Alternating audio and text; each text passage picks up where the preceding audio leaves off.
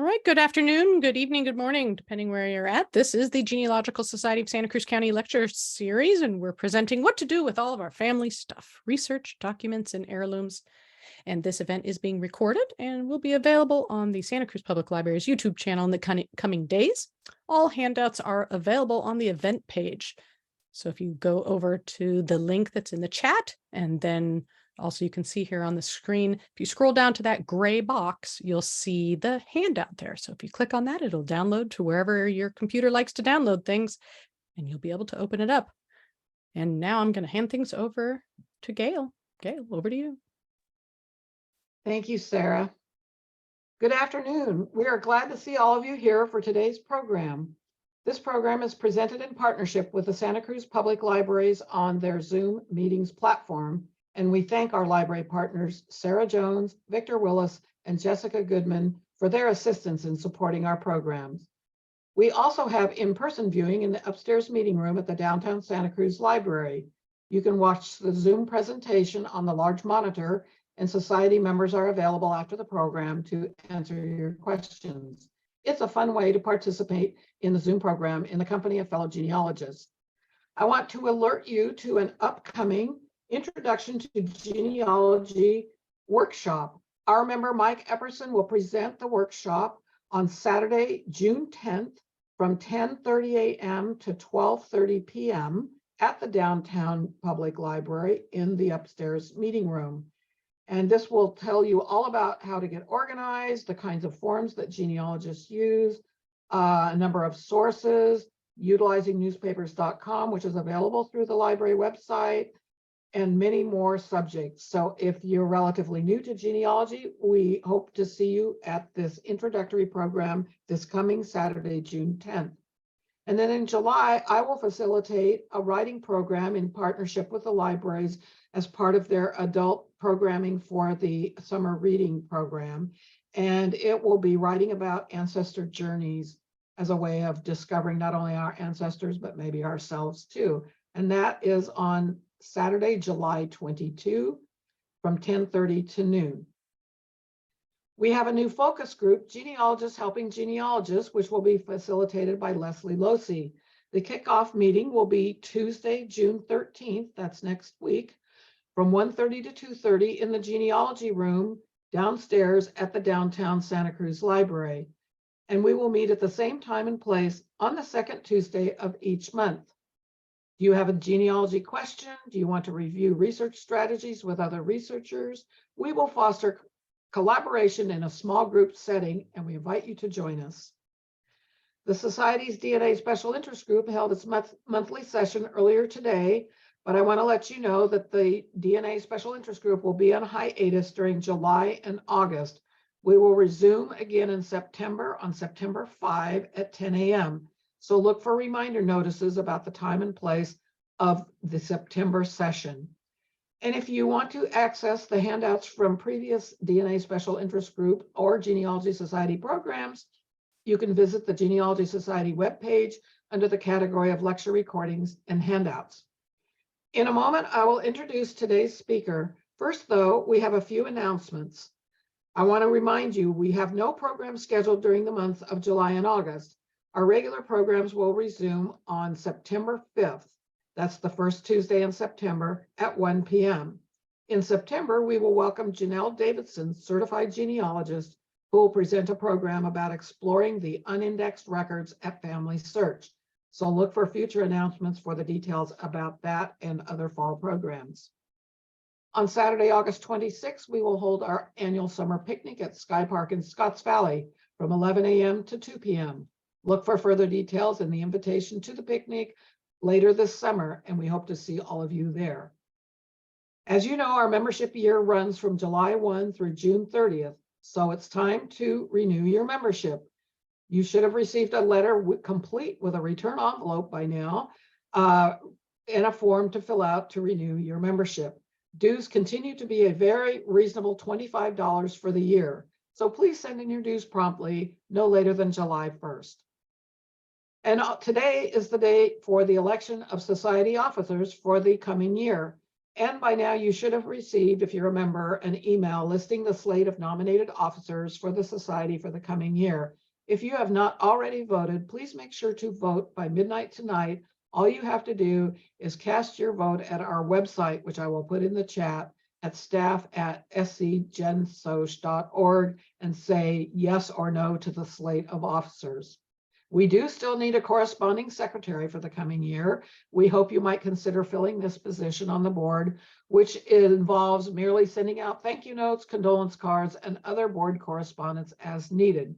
The only requirement for this position is that you are a member of the society and you can attend the Zoom board meetings. Our society newsletter, Redwood Roots, is now on a quarterly publication schedule. The next quarterly edition will be the July, August, and September issue. Please send articles about your genealogical endeavors, brick walls, successes, and research tips to our editor, Lisa Robinson. So thank you for wading through all the announcements with us. Let's get to our program. Today, we are delighted to welcome Kathy Nielsen as our speaker. Kathy will inspire us to undertake some organizational work with this program about what to do with all of our family stuff, research, documents, and heirlooms. We've all collected family research, memorabilia, and heirlooms over the years, but will our family want to continue collecting these items? This program will examine how we might define our legacy and preserve and pass on family treasures to future generations. Discussion will cover how to organize, preserve, share, or let go of family papers and possessions. Kathy's presentation will help us to avoid the overwhelm.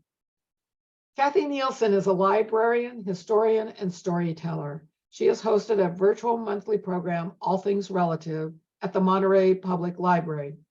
Kathy is the co-founder of the Monterey County Genealogical Society's special interest writing group, Off the Charts. She is currently a popular genealogy speaker on the Monterey Peninsula and has been featured on Lisa Louise Cooke's weekly YouTube program, Elevenses. Please join me in giving Kathy Nielsen a warm Zoom welcome. Welcome, Kathy. Thank you, Gail. I'm going to go ahead and share my screen.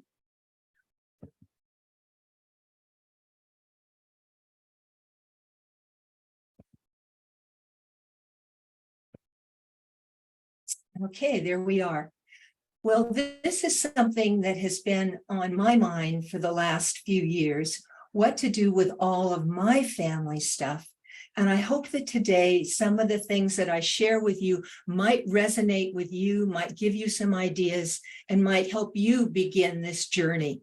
So today, I'm going to talk about tips and ideas and some of the things I'm doing and some of the things I would like to do.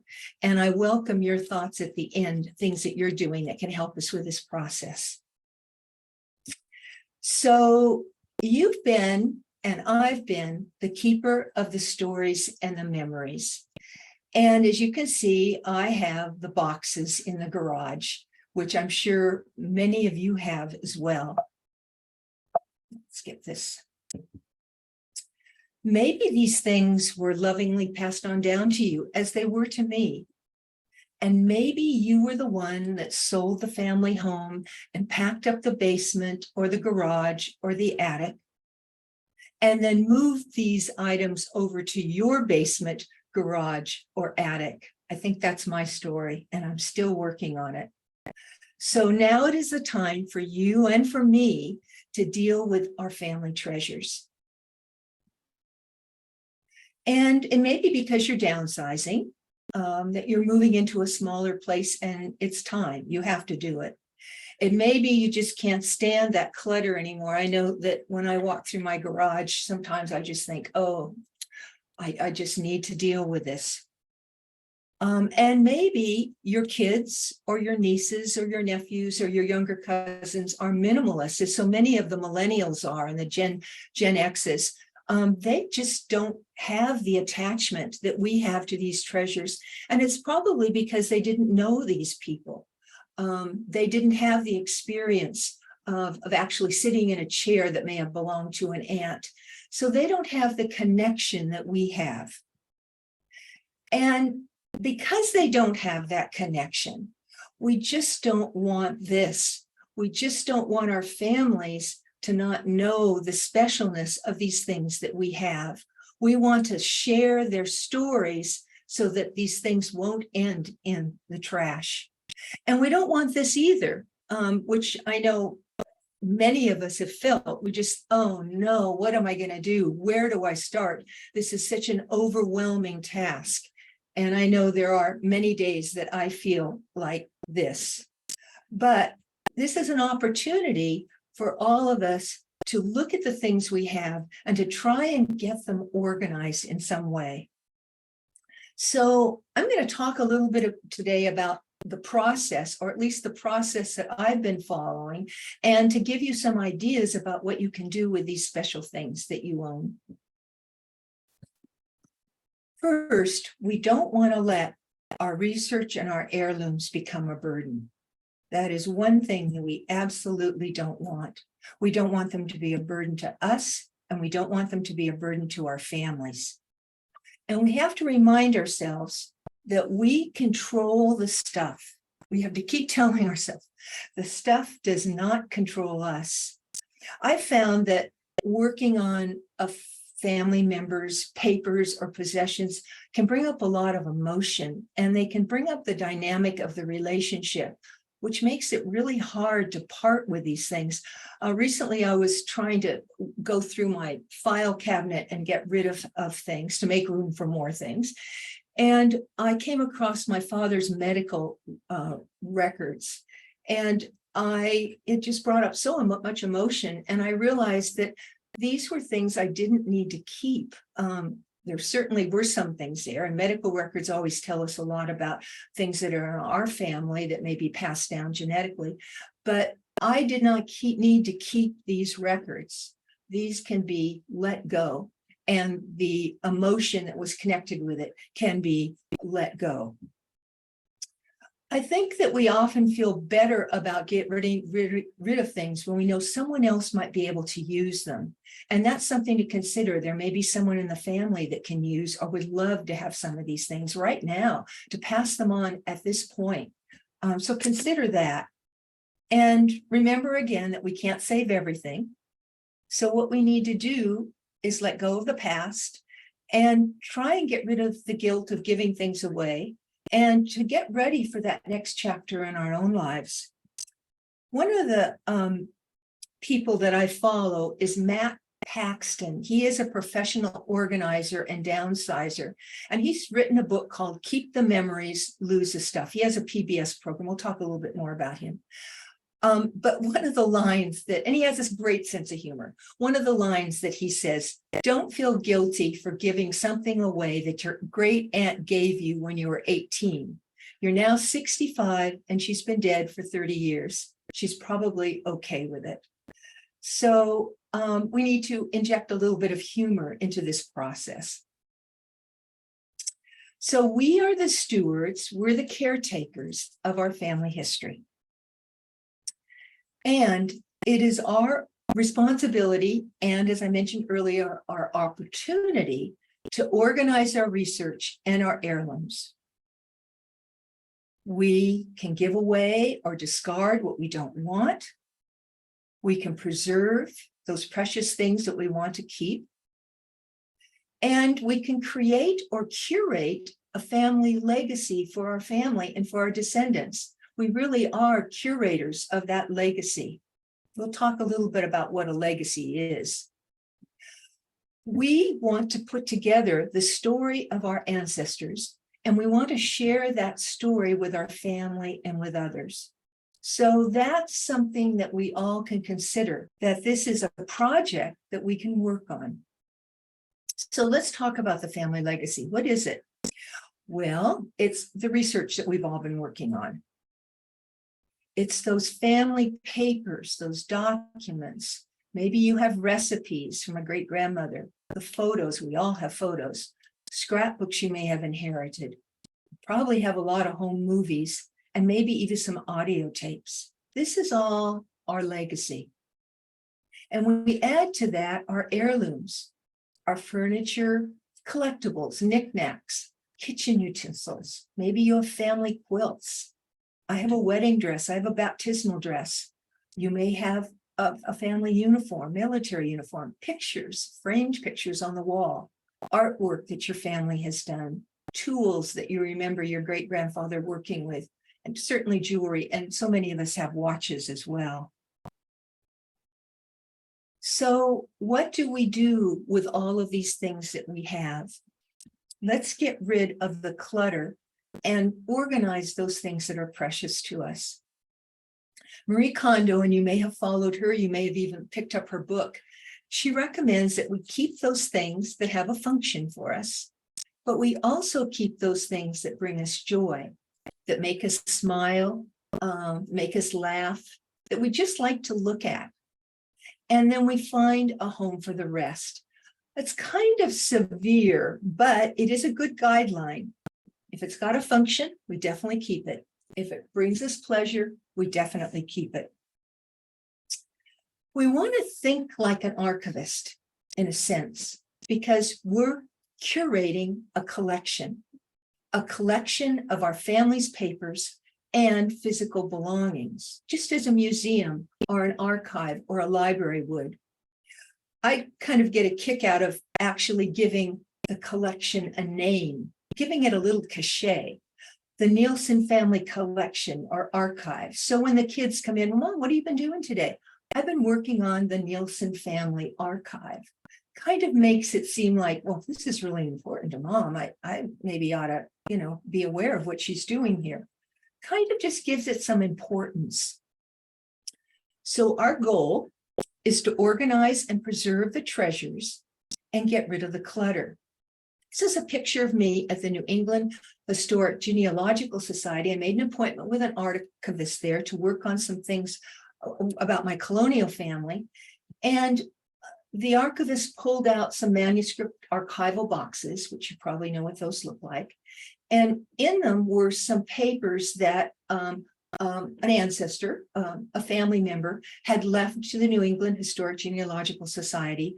They were her papers, her diaries, things that she had written about the family, which were amazing and invaluable to me. So consider this as a possibility, and we'll look at this a little bit more. Think of an archive that might want some of those papers that you have. So let's start. And I think this is the best place to start because we work with this all the time as genealogists, are the physical papers and the documents.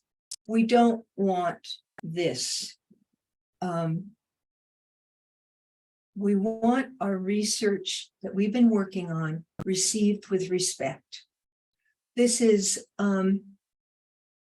something that is important to us. We've worked on it. We don't want, oh, I don't know what this is all about. I don't know what Mom meant. I'm going to put it in the trash. Nothing is worse than a box of papers thrown together that do not have a system. My father-in-law was an author. He wrote a couple of wonderful books, and he left his research to us in lots of boxes. And we didn't really know what his system was. We do have his wonderful books, and we're grateful for that. But because we didn't have a place for these boxes and we didn't quite understand his system, we did toss them. And if we have things that are really important, we don't want that to happen to them. It's an invitation to throw it all out. So let's start with our personal family papers. And these are the kinds of things that I'm thinking about. The letters that we have, the newspaper clippings. One aside on newspaper clippings, they are very acidic. So if you are, and of course now we don't have to save them because there's so many things have been digitized, but if there are newspaper clippings that you would like to keep, be sure you keep them in a polyvinyl chloride-free sleeve so they're not bleeding or the acidic is not getting on other papers. So consider that. Photos, we all have photos. We may have diary, journal, yearbooks. We may be, blessed to have a family Bible. And we probably have a lot of ephemera. Ephemera would be like a theater ticket, a napkin, a poster, something that was meant to discard after having used it, but that may have a story and maybe something that we want to keep. A wedding invitation, a party invitation, something that wasn't meant to stay with us. So those are the first things that you want to organize and go through and decide what you want to keep. Then you want to look at your research documents. And those are the things that we're looking at that are often digitized, but sometimes we print them out. Would be the census, a voter registration, directories, maps, deeds, wills, newspapers, local histories. These are the things that we've been working on with our research. So we have to decide what we want to keep, what we want to digitize, and what we're going to do with them. Now, these are three things that I would like to keep at this point. An old photo from my family. The written document on the top is a diary that my great-grandfather, who was a circuit minister, Presbyterian minister in Michigan, he would go to little towns and preach and baptize and marry. He kept a diary of the towns that he visited. It's fascinating. And this is something that a museum in Michigan might be interested in. So that's something I have to decide what to do with. I need to transcribe it at first, for sure. And then I have a wedding certificate from my great-grandparents. The primary things that you have, the original things, like the birth, marriage, death certificate, a graduation diploma, baptismal papers, diaries, letters, photos, you would want to keep those. Those are special. Or you would want to send those on to an archive of some kind. But those you wouldn't even consider throwing away. You definitely want to digitize them as well. I live in fire country, as you all do too. And we do want to have these things digitized in case a fire should impact our homes. Now, the secondary sources are the compiled sources, and we have the option to scan those things. So we're still keeping them, but maybe we don't physically need those things. And what I mean by compile things, or things we might want to get rid of and not necessarily keep, are maybe there's a church or club newspaper that you ran across that mentions your family. Well, look at it carefully and see if it is something that you might be of value. They are of value because they do give the context of the town that your family lived in. They give background information. So you definitely want to make note of that. But you may not want to keep that. Canceled checks, check registers, bank statements. There may be some big ticket items that will tell a story of your family. So definitely go through those things. But do you need to keep all those in a box in your garage? Probably not. The newspaper and magazine clippings, again, you might want to digitize those. Travel itineraries and brochures. My family later in life, my mom and dad did travel a lot. And when my brother and I were helping them go through things, we found a lot of brochures and books. Well, they're outdated now. They're not necessarily things that we need to keep. I think that it's interesting to make a note of where your family visited, and certainly will identify some of the pictures you may have that they left you, but we really don't need to keep outdated travel itineraries and brochures. Calendars, again, go through for important dates, but do we need to keep the 40 calendars that, our family kept? I don't think so. Receipts may be important. They may have information about another big ticket item or a business that your family owned. Medical bills, we talked a little bit about that. I think that they can certainly give insights into your own family's medical history. And insurance policies, what was of value to your family that they insured? That would be would give you a lot of insights into that. So you've got your papers, your the personal, wonderful family papers that have been handed down to you. You've got your research papers. And so now, how do you take those papers and organize them? Well, genealogists generally do it by couple. So you have a folder or a binder that focuses on that couple and their, birth certificates or their marriage certificate, maybe deeds, etc. But if you have somebody really famous in your family, you might want to just organize it around that person. And the reason why you might want to do that is because there may be a museum or a library who would love to have the items that you have about that person so that they can then put them in their vertical file, digitize them or whatever. So if you do have someone who is of note, you might want to put all their things together and prepare to pass those on to an archive. Now, it's also interesting to organize things by location, because if you have a family that's from a certain town, now I have a family that my colonial family is from Westfield, New Jersey. And my thought is to pass on some of the research I've done on my family to the local library there. I want to put all my Westfield family people together in one binder, or digitize in a folder, and pass it on to Westfield. So think about location as being one way to organize your information, particularly if you're getting ready to pass things on. And then, of course, you can always organize by year or century or decade. And photos, of course, would be a way you might want to organize by year. So the big question as you're getting into your organization is, do you want to use folders or do you want to use binders? I find this is an easy way to do it. I use both.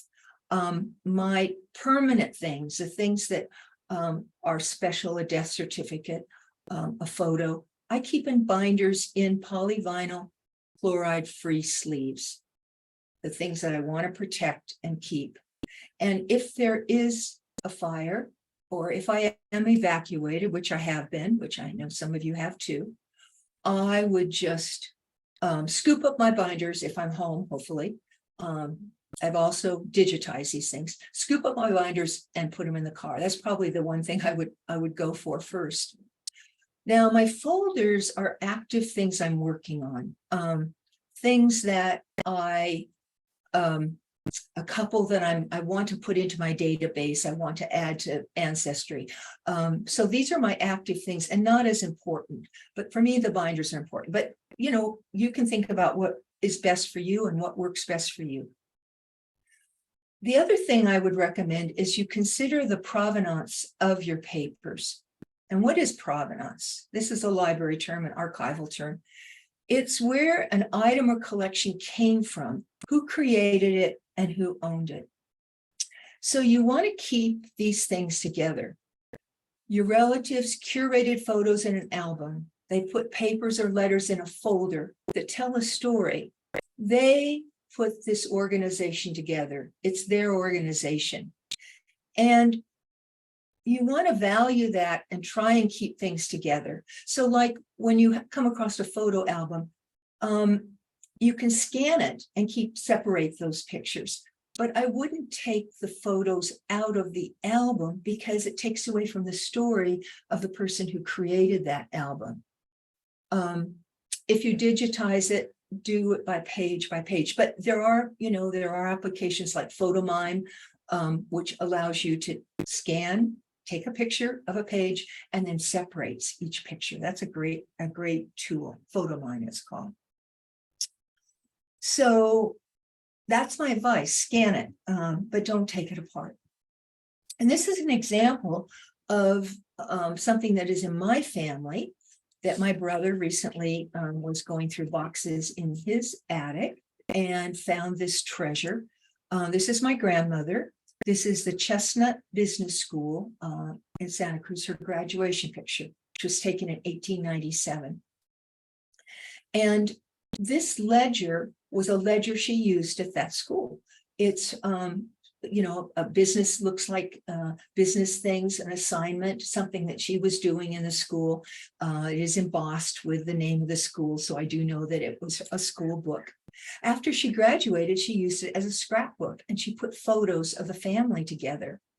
Her family was from Prunedale, and many of the photos are of the Prunedale Ranch. So this is a gem, not only because it is from the Chestnutwood Business School, but that it has family photos and it is a book she used. This is another example. Some of you may have had these. This was a turn of a century postcard album that many families kept their postcards in. This was a great grandmother's postcard album. These are her postcards that she received from family members. You can see the Monterey City Hall, downtown Salinas, Pasadena, and Shasta. And she put them there as she received these postcards. So I wouldn't want to take this apart, but this is something I should digitize.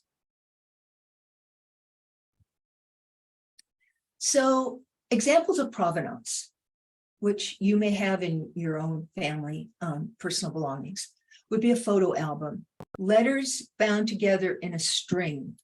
You'd want to remove the string because that's acidic, and that would be having some impact on the letters. You'd want to take the letters out of the envelope so that they're not breaking at the crease line, but keep them in order because the person who bound them in string had an order, had a story for those. It may have been as they were received. You may have a scrapbook of newspaper clippings. You may have baby or wedding albums. You may have journals or diaries. You may have business records. So those are things that you want to keep in order. When a library receives donations, they try to keep them in the order they were received as best they can, or if not, they're cross-referenced because the way the things are put together is part of the story. So you've got these personal, physical family papers, and you've decided to keep them. You're not going to send them off to an archive at this point. If that's the case, think about how you're going to save them or preserve them. Don't save them in the basement, garage, or attic, as we all do.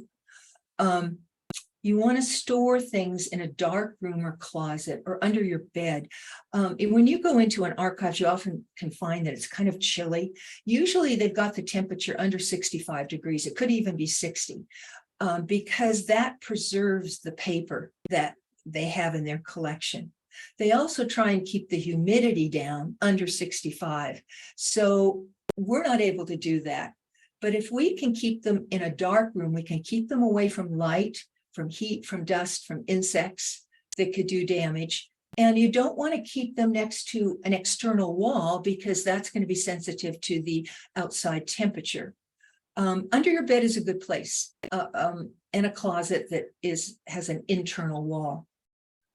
And if there are things that are really special, think about purchasing some archival materials to actually preserve them until you're ready to decide what to do with these amazing things. Another thing, if they're a book or a photo album, store them flat. Don't put them on the spine because that's going to break down the spine of something that's pretty fragile. This is what the sleeve protectors I was talking about. They're acid-free, they're PVC-free, polyvinyl chloride-free, and they're lignin-free. That would be plant fibers, which would also be acidic. And you can pick those up at Staples or any store, but just make sure that they are archival. And then these are archival supplies, boxes, which many of you have seen in libraries. Gaylord is one of the big library distributors. Hollinger is another one. Archival products and archival methods. I've bought a lot of things from archival methods. They sometimes have sales and they're all the same and they're all quality. The folders in those archival boxes should also be archival. So if you are going to keep these in your family and they are really precious, 200 years old, 100 years old, consider how you might be protecting them. Okay, so now you've organized them. You've gotten some archival materials to preserve them. So consider digitizing them because you may not be home to get them out of the house in case of an emergency. But if they're digitized and you've backed them up, then you still have them. So you consider scanning them, discard all those paper documents that you no longer need after you have scanned them, and organize your digital copies on your computer, in your software, or online with companies such as Ancestry. And then put it together so that you can share this with your family or the world. Get it out of your house in a digital form to share with your family. I use a genealogy software. This is Reunion, and I do recommend that. And that's something, and I recommend any genealogy software. There are a number of them. That is a wonderful way to share your research. The other way you can share it is put it on an online subscription company. That would be sharing your research beyond your own computer. And of course, the big four are Ancestry, MyHeritage, Family Search, and Find My Past. So these are ways you can put your documents online so they can be shared by your family and by people who will come after you. Now, you know, there are disadvantages to online subscription services. So I think that's something you should do, but I don't think that's the only thing you should do.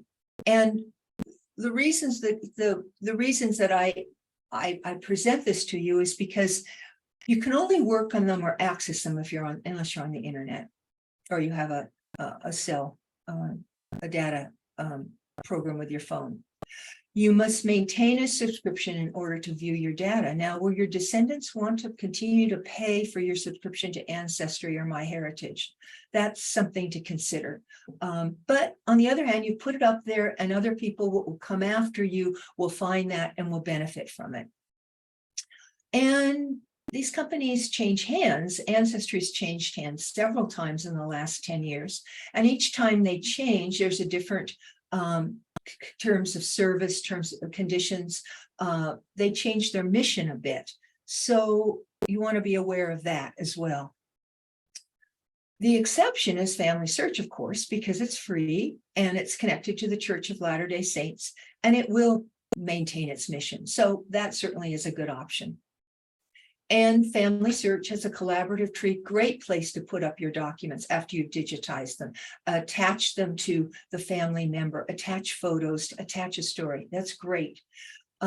People have concerns about that because other people can come along and change what you've included. It's not your tree, it's the world's tree. But it is a good place to put things up. But what I would recommend is that you put your own family tree and your own documents up in a special place on Family Search. You can submit your own tree to the Pedigreed research file. They will accept family trees, lineages, histories, and they will preserve them indefinitely and for free so that your family would always have access to them. And here's where you can submit your tree, and it would not be a collaborative, it would be your own work. So I do recommend that. I also recommend that you get all this stuff on a flash drive or a hard drive or something and pass it on to family members. Get that research out there and send it to them. At a family reunion, I put the research I'd done on the Nielsen family on hard drives, and I just handed them out to everyone. And I also put it on Dropbox so they could access it. I also put together a book that I published through my my database through Reunion 13, which is what I use, of all of my research directly from my database. And I put this out and people added and made changes, and then I republished it and made it available for my family. So get that information out to your family. Perfect thing to do for a reunion. Another thing you might do is create a digital archive, and there are companies that help you with that. Permanent.org, forever.com, collectionaire.com, artifacts, and I'll talk a little bit about those in a few minutes. But this is, in a sense, creating a website of all of the things that you have that you can share with your family. So my advice is, if no one in your immediate family is interested right now, and many of us are in that situation, your information will be posted online for future reference. And a book will be on the shelf in case someone down the road is interested. I said to my kids, now, if I, write this book, well, is this something you would toss? Oh, no, Mom, if you've written a book, we would definitely keep that. You know, books have a special significance. And using software, it's really easy. You're just putting your notes together with pictures. It's not about sitting down and actually doing a narrative. And somewhere down the line, someone will find this information that you have put online, or you have put in a book, or you've put on a flash drive. They will find it and they will be so grateful. Now, some of you might say, well, my kids aren't interested, or I don't have children, or my nieces and nephews aren't interested. But I've been working on this and it's very precious to me. Well, I would say share your family story with the world. In addition to posting it on subscription sites, send your things off to local libraries. Send it to local historical and genealogical societies. That are in the area where the family lived. They are the ones that will value what you have. Think about the Family History Library in Salt Lake City. The Allen County Library, the second largest genealogy library in the country, in Fort Wayne, Indiana. Think about state libraries and archives, the state where your family lived. Think about a college or university collection that's in the state where your family lived. The Library of Congress takes these things. And if you have a ISBN on a book, then it's probably already in the Library of Congress. And society libraries like the New England Historic Genealogical Society and the DAR Library will take books as well, or take documents, not necessarily books. So what you want to do is contact that local public library and ask them if they take these things and are they interested. Many libraries will have vertical files. And if you have information about a person that was living in that area, they will add that family tree or that manuscript that you have to their vertical files, and maybe in some cases even digitize it. Fresno County collects local history. That I have family from Kingsburg in Fresno County, and they will take local historical monuments. I was a librarian with the Monterey Public Library and an archivist. They collect and preserve written, visual, and audible materials that are about the residents of Monterey. The Westfield Memorial Library, which is the colonial library, my colonial family, collects historic materials. Not only does the library, but check the Historic or Genealogy Society in the area where your family lived. Again, Westfield has an historical society. Kingsburg has an historical society. I did put together a book about my Swedish family. I called it The Journey. And that's my brother and myself standing in front of, on the land of my great grandparents, who had a home, got acquired acreage through the Homestead Act.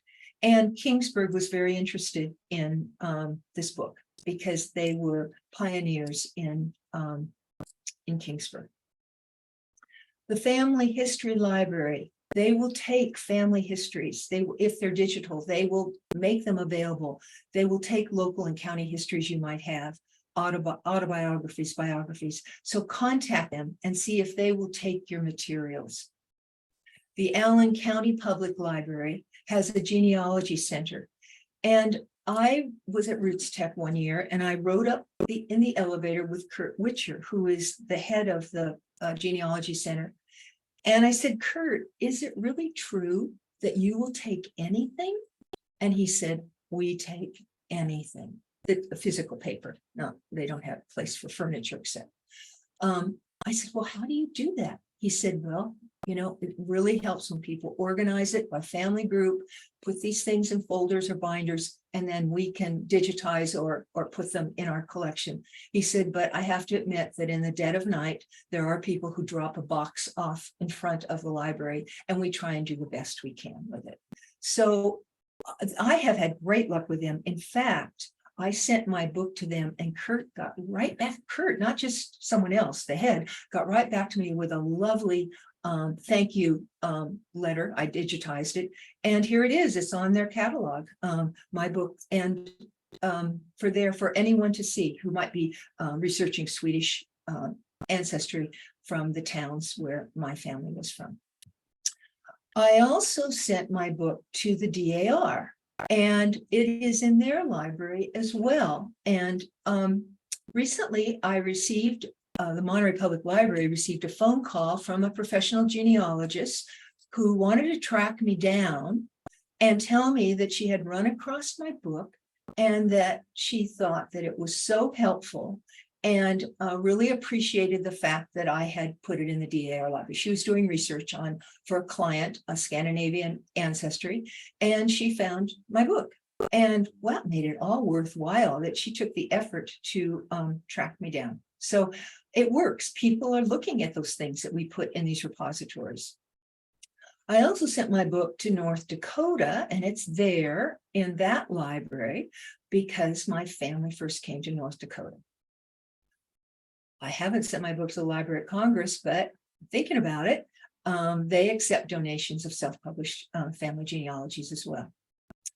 Now, this is a story of a neighbor who acquired, and she's not quite sure how she got this, but she was downsizing, and she had these medals. She had a muster sheet. She had a pension document for a Union, a Confederate, a Union soldier from New Jersey.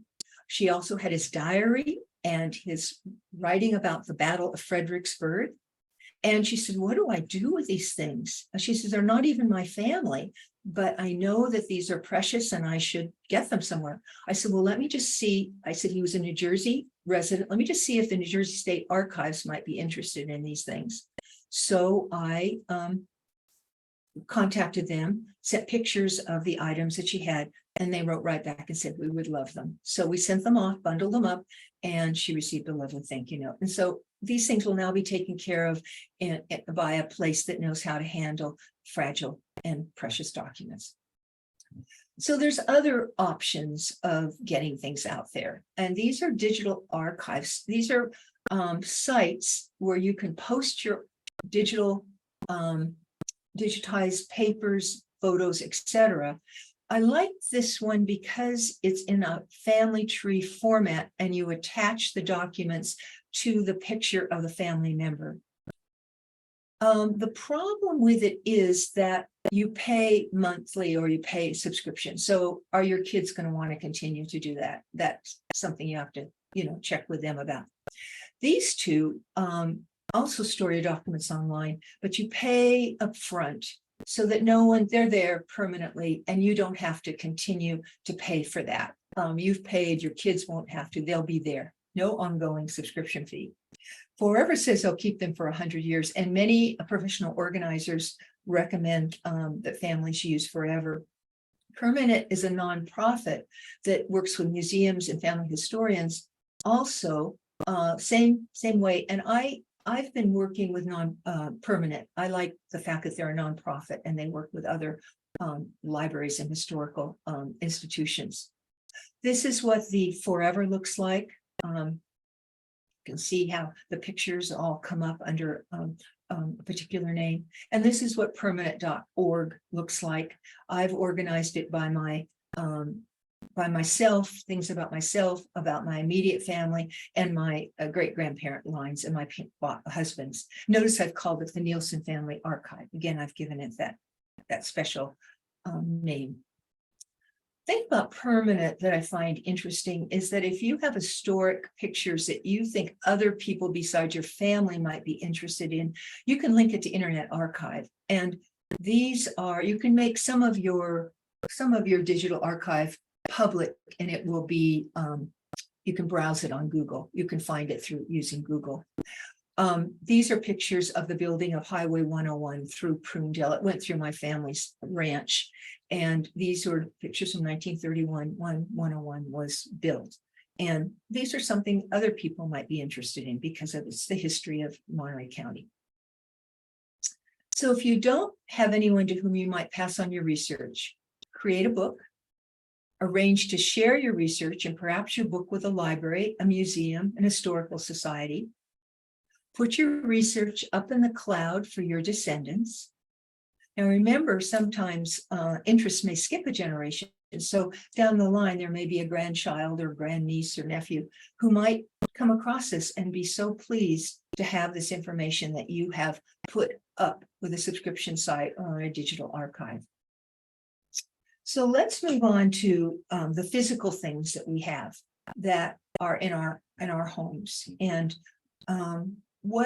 where these things might go. This is a game on the left is a game table that was in the Prunedale Ranch. And,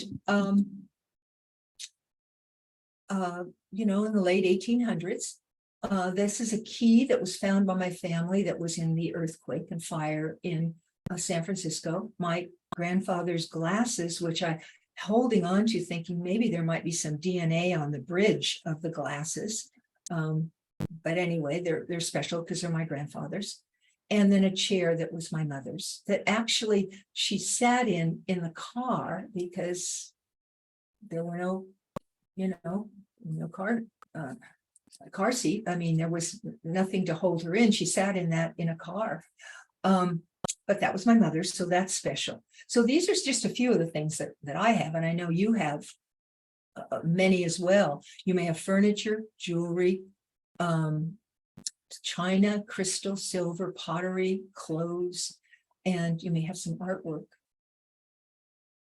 So Marie Kondo in her book, The Life-Changing Magic of Tidying Up, again says, get rid of the things that have no use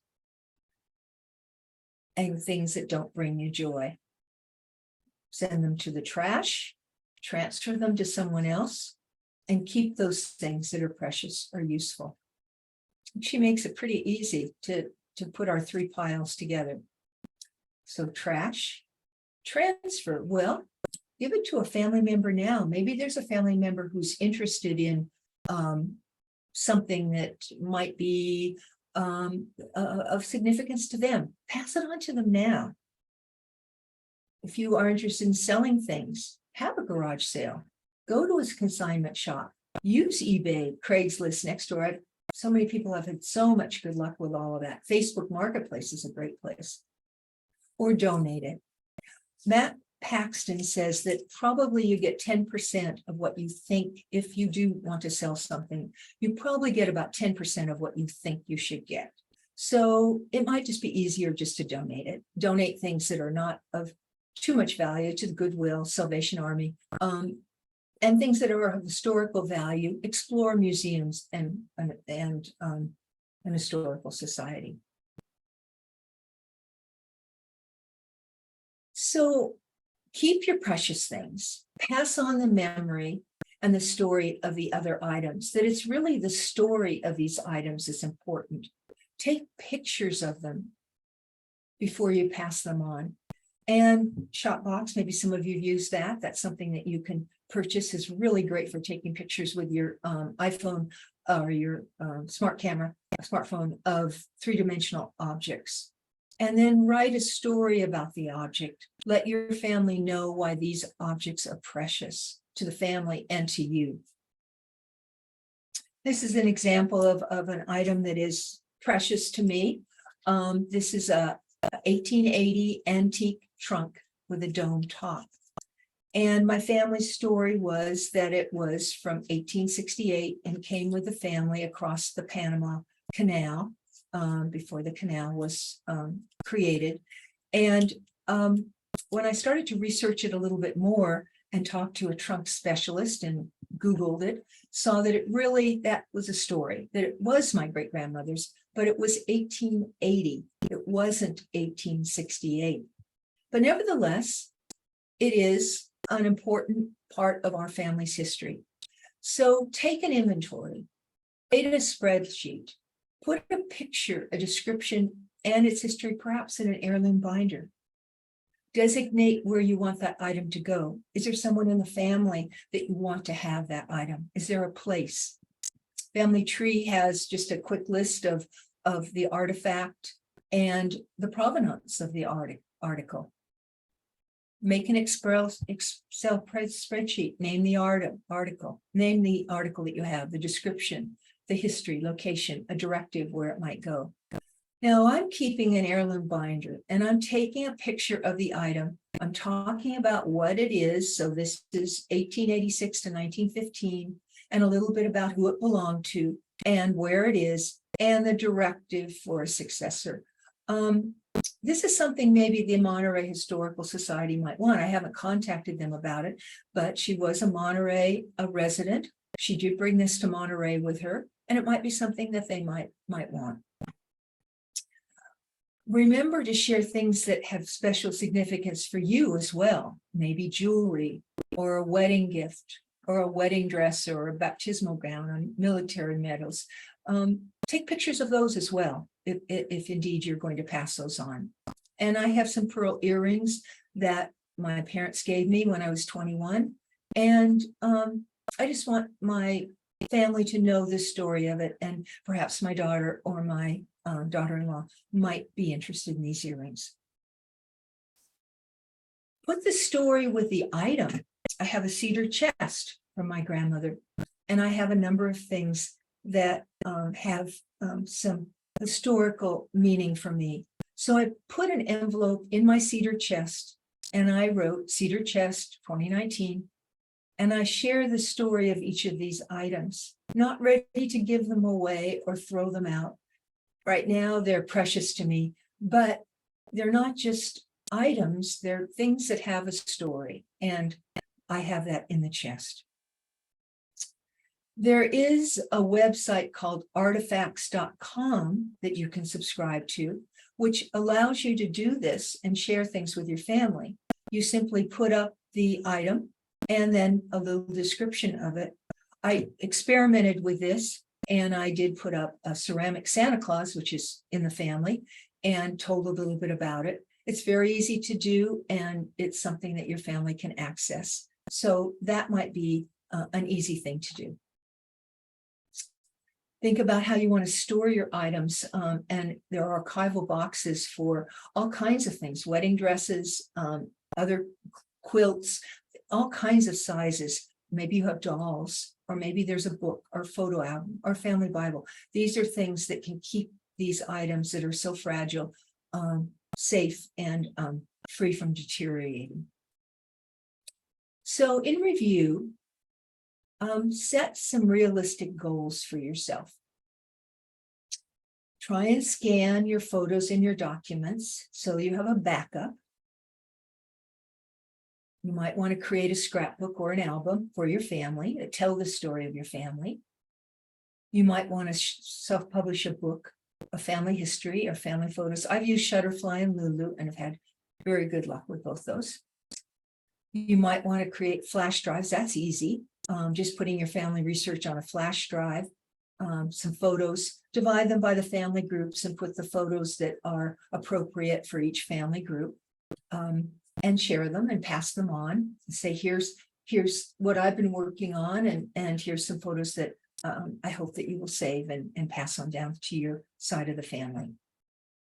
You might want to work on a binder or a digital summary of your heirlooms, so that when your family does help you downsize or helps you pass on some of your things, they'll know the story of these different items. And maybe the story will be so fascinating to them, they'll want to keep some of the items. And you might want to identify the repositories or the museums that might want your research. And you might identify, you might already have gone ahead and made arrangements with these different places, and they're all ready to receive, Allen County Library, Public Library might be all ready to receive your papers and the things that you have. You might even have them boxed up and ready to go. I also recommend that you write up a summary and you describe your legacy so your family knows what's in it. Describe how your documents or papers organized. That is, that the original copies of things are in binders, in my case, and that I do have things online and I do have software. Share how your photos and your digital prints are organized. Explain how your software works. Now, there's a learning curve with software, and your family may not be interested in using that software. But it's good for them to know that you have it, and that information can be shared through a GEDCOM to another software that a family member might have. Share where your computer files are backed up and include passwords to genealogy subscription sites and to backup sites. And you may have a subscription to Ancestry or MyHeritage or Backblaze, which is a very good way to back up your computer, or permanent.org. But make sure your family's got your passwords, otherwise they can't get into these things. And your family might want to discontinue some of these subscriptions, so they're going to need your passwords to do that as well. Explain how your airline binder or your file works, and summarize and list the contents of your archival boxes. Libraries call these finding aids. That's just a professional term, but it would be like a slip of paper in the box that would say what is there, grandpa's will, grandpa's diary, whatever, just so that the family would know what's in these boxes. And you want them to know where your research and heirlooms should go. So if these things are so precious to you, it's almost like estate planning. You're creating a directive for your family where you'd like these things to go, that maybe Aunt Susie's daughter might be really interested in a special vase that was a great-grandparent's. Make sure that Susie's daughter will get that vase. Put your instructions in writing. Share where you would like your research to go. Is there a family member that would care for your research? Maybe you have somebody that just loves this just as much as you do, and it would be very easy to pass that on to them. But if not, suggest a repository. So remember, a repository, an archive, a library might be better able to handle this research if it's organized, and you can put it all together and send it on. If you have some very valuable things, it might behoove you to have them appraised, so that there won't be any disputes over the heirlooms. One person, when I was giving a talk, suggested that you contact a local historical society to see who they have appraise items of value. And that way you can find an appraiser that has an appreciation for things that are perhaps historical. So that might be something to consider. Lisa Louise Cooke, who is well known for her program, Genealogy Gems, created a very simple genealogical materials directive. You might download that. It's actually 4 pages, but just go look for Lisa Louise Cooke genealogical directive, and you can pull that up. So finally, don't be overwhelmed. Take it step by step. And remember, whatever you do will be better than when you started. Start with an easy project. Maybe your physical papers might be easier because you've already got them in some order. I worked on photos during COVID, and that was one way just to start with a project that was a little bit more manageable. Congratulate yourself on what you've accomplished, and remember that you're doing this for your family, your descendants, and for your ancestors, and for yourself. Now, I wanted to just share with you a little bit about Max Paxton. He has a program on PBS. He's going into his 5th season now. And you can also view his programs on YouTube, and you can Google it. But he calls it Legacy List. And what he does, he's a professional organizer that goes into homes, particularly people who are downsizing, and helps them find the location for these various items they have. I just wanted to play just a little bit of this to give you an idea of what he does. Here is his website, Legacy List, and this was one of his programs.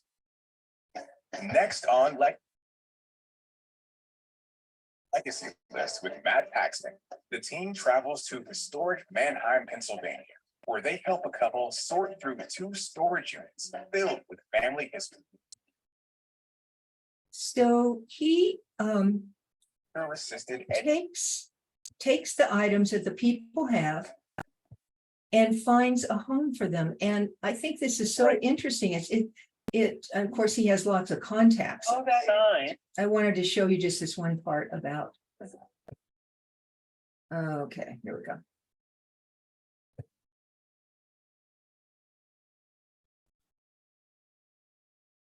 Who is that gonna be? I even know that. On the scale of characters, there is one character, that's Pop Girding, my grandfather, Charles Girding Senior. Your dad's dad. My father's Yeah, father. yeah, Your okay. father's dad.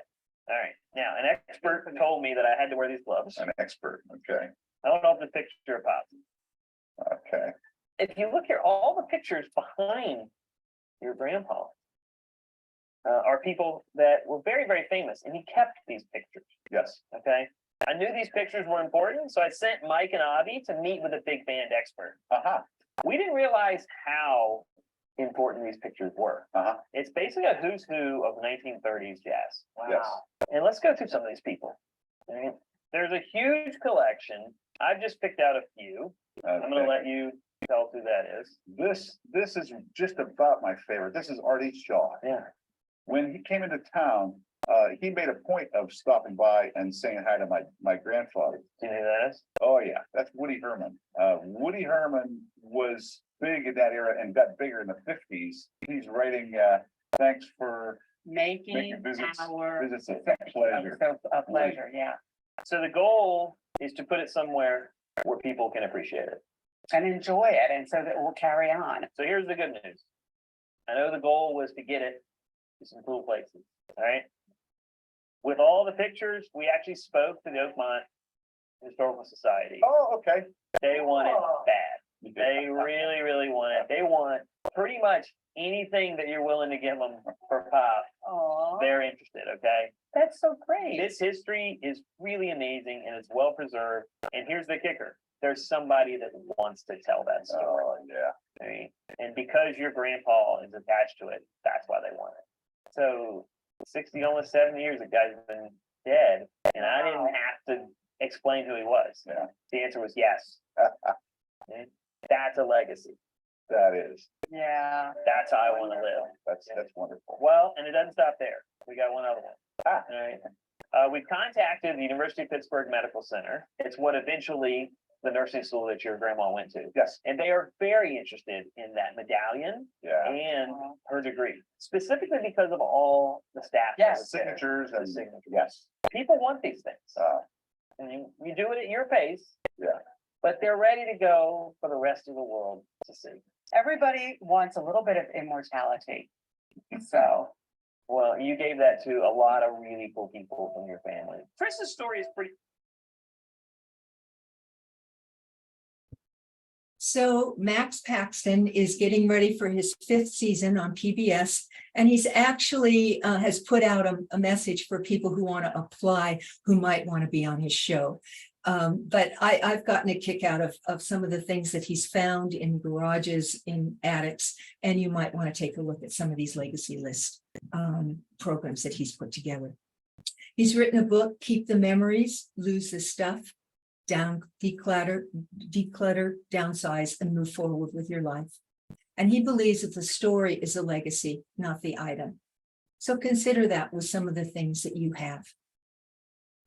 So it's time now for all of us to share our legacy, to create and share it with our family, and in many cases with the world, because we all have very interesting stories. Our families have stories, we have stories.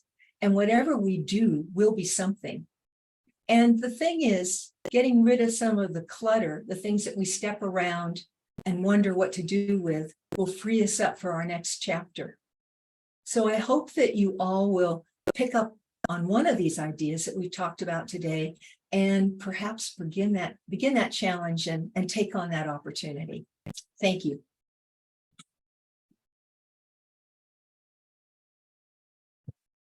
Well, great, Kathy. Thank you for your presentation. It was amazing. Okay, so you have some questions. So your first question says, when you self-publish your family history book, do you have a favorite company you work with? I published that book with Apple, and I took my Apple photos and then I was able to add text, and that worked very well. Apple is now given that to another company, and I haven't used that new company. I then followed up with Lulu's and Shutterfly, and I've had very good luck with both of them. I have a friend who has used the Amazon publishing, and she raves about it and has had very good luck with that. And it is less expensive because you are using Amazon, and Amazon supports you in that publication. But they're very easy to use. They have tutorials. You simply put in, they have also layouts, so you can put your picture in a template, and then there's a place for text. So I really recommend it. In terms of using genealogical software, all of the big software companies, Reunion, Legacy, Family Tree, Roots Magic, all have a special feature where you can make a book with the research that you've put in your database. And it will include your photos, it will include your notes, it will include all of the things that you've been working on. And I find that to be very easy. It's not a beautiful narrative like a book would be, but it is the information that you have acquired through your research process. So I really recommend that, because your family's not going to throw out the book. Great. Next question. I'm not sure how many of these questions are going to have answers to. It says, does the Native Daughters of the Golden West take family research? Do you happen to know? I don't know, but that would be something to explore. Yeah, I'm wondering if maybe if you took a look at the Q&A here, it might be easier, because I'm just not sure which of these you might have answers to. Where do you start here? You can just go one direction or the other. If you just click on the Q&A and then just scroll up or down, I think that might be the easiest way for us to. Okay, I see Max Paxton. Someone knows about his book. Oh, that's the chat. Yeah, so look in the Q&A. Okay, thank you. Okay, thank you. All right. This one is, how do I find if my great-grandfather enlisted in the U.S. Army before he returned to China in 1902. He was not a U.S. citizen. Chinese were not allowed to become U.S. citizens until 1954, I think. Well, that would be something for NARA to check with the National Archives and Records Administration. So I would look at their website and see what they have. Also, you might check with Family Search and see if they could help you with that. But that's a really good question. Well, I can read some of the other ones too. So someone put my name on my great-grandfather's name on the digital honor roll of the World War II Museum in New Orleans. Do you know how that happened? Oh, that's really interesting. Well, it's obviously some family member of yours that knows that your great-grandfather was in World War II. So either that, or they have gone through documents, but I imagine that it's probably someone in your family. That's really great. All right. And then do you have any ideas what happened to the books that were once housed at Fort Ord, which is no longer there? That's a good question, and I don't know. That's a great question. Does the CIA have an archive? I'm sure they do. And then for the Yes. Monterey Library, do they only take papers or items as well? They take papers. They don't have the room for items. They do have photos. They do photos, and they do have quite a digital collection, which they're putting online.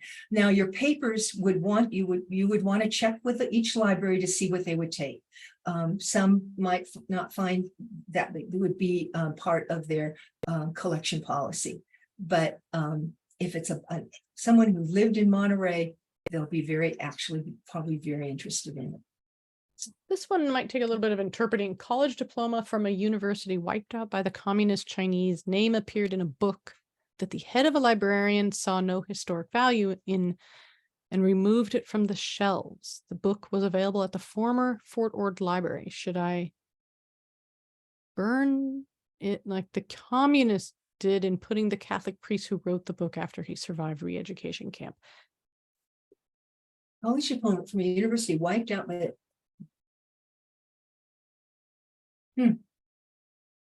I don't know that I'm clear what the question is there. I'm not either, but you certainly could explore the Fort Ord Library and where that went. That might be a question for the military as well. Yeah, I'm not quite sure about that either. All right. It says I have diaries from age 13 to current through all of the women's lived chaos living in Japan for several years. I'm not famous. My kids don't want them. And in some cases, I don't want the kids to have them. Of course, much is boring, but I love reading women's diaries. So I think in the future, someone may be interested, but I have no idea where to start. Lived several places, so not focused for a certain historical library or place. So any ideas there? Well, I first would say that maybe you want to go through and eliminate what you don't want public. So you wouldn't want to box this up and send all of it. But there are places that are working with women's history, are interested in this, interested in the women's movement. And the fact that you were living in Japan is interesting too. So I'm not sure where there would be a place for this, but I would explore, you know, there are university libraries that have women's departments that might be interested in this, and give it a try. Another thing I would say about journals, a lot of us journal, and maybe there are things that we don't necessarily want our family to read or our children to read. And you might make a pact with someone, with your spouse or partner or someone in a friend, that with your passing, they will destroy those journals, so that someone is taking responsibility for them after you're gone. It's just something to consider if in fact you don't want people to read some of your personal thoughts. And if you do have things that are of value, take those things out and transcribe them and put them together in some kind of a book so that they will be available. And if they're historical, my goodness, people are going to want them. My husband and I were on different sides of the country during graduate work, and we wrote letters at a time when you did write letters, and we have the letters of all of the political things that were going on in the 60s and 70s, and a description of the assassinations and the upheaval of that time. So those letters, not only being very personal letters, are also letters that were representative of the time, and those will keep because they say so much about that, what was happening during those decades. So consider these things that you have that do have, as Mara mentioned, that have historical value, not only for your family, but for others, giving context to that time. There's a suggestion there to offer the diaries to the Schlesinger Library at Radcliffe Institute for advanced study of women's history, maybe. Then there was another comment about the Native Daughters of Golden West. The Santa Cruz Parlor has donated some items to UCSC and the Santa Cruz Museum of Art and History. I think it would depend on the material. That's All right. great. And That's the great. next one, it says, if you have volumes of Civil War letters, will the library donation place make you a copy if you donate them? Oh, very likely they will, because they'll be so pleased to have them. And but you can also scan them before you send them off so that you do have a copy. But yes, I'm sure they'd be very happy to do that. All right. Well, that brings us to the end of that round of questions. Are there any final questions before we turn it back over to Gail? So let's give everyone just a moment here to put in their last questions. I'll take a look at the chat very quickly. And someone just said, please tell Kathy, thank you. Let's see. Yeah, Gail, our own Gail Burke, suggested that a university special collection might want women's history diaries, and perhaps Jamie Panetta's office might be a source for information on Fort Ord Library. That's great. That's a great suggestion. Suggestion for the best way to scan. Okay, there's a number of ways. I have a flatbed scanner. It's a V60 Hewlett Epson V600, and I find it really does a good job for me. But when you have a book which you don't want to break the spine, there are overhead scanners, and Often a library will have that and will let you use their overhead scanner. You can purchase them and you can lay the book out and then it will scan the pictures. There's also an application called PhotoMyne, PhotoMyne, which you can use with your smartphone. It will take a picture of an album and then it will separate the items on that page. It will have a picture of the page and it will have a picture of each item. So there's a number of ways of doing it. You don't want to put anything through, a copier or any fragile thing. You want to lay it flat on a surface. So there are 3 ways of doing it, and PhotoMyne is very easy, and they turn out very nicely. So you can decide what is the best for you.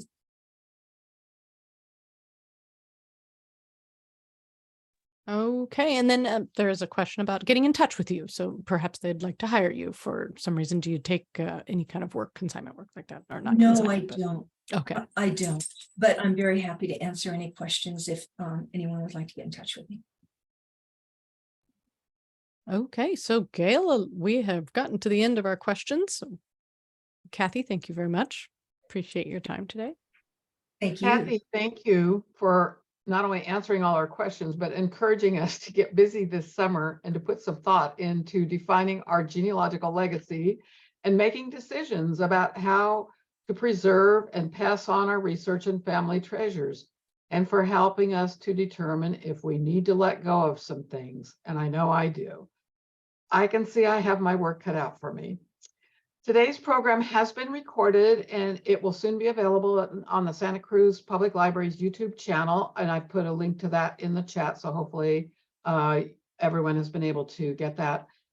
Thanks to all of you for being with us for today's program. Please join us again on the first Tuesday of September 5 at 1 p.m. for the presentation by Janelle Davidson, who will present her program on exploring the unindexed records at Family Search. And you can register to receive the Zoom link by way of the Santa Cruz Public Library's events calendar. To register for our programs, please visit the Santa Cruz Library's homepage at santacruzpl.org. Scroll down to the calendar of upcoming events. And then all you need to do once you've found the event that you want to register for is enter your first and last name and your email address. And you can click on the small yes box, which allows the Genealogy Society of Santa Cruz County to send you more information about a variety of events you might be interested in attending. Once you click on the blue register button, you will receive the Zoom information for the next program by way of an email. We also invite you to visit the Genealogical Society website at scgensoc.org. When you visit the Genealogy Society website, you will find the membership application form there. And if you are not already a member of GSSCC, we cordially invite you to join our society. We look forward to welcoming new members. Thank you again, everyone, for joining us this afternoon. And just a reminder, we'll have no programs again until September. So we hope to see all of you then. Thank you. Thanks, everyone. Thank you, Kathy. Thank you. Thank you, Sarah and Victor and Gail.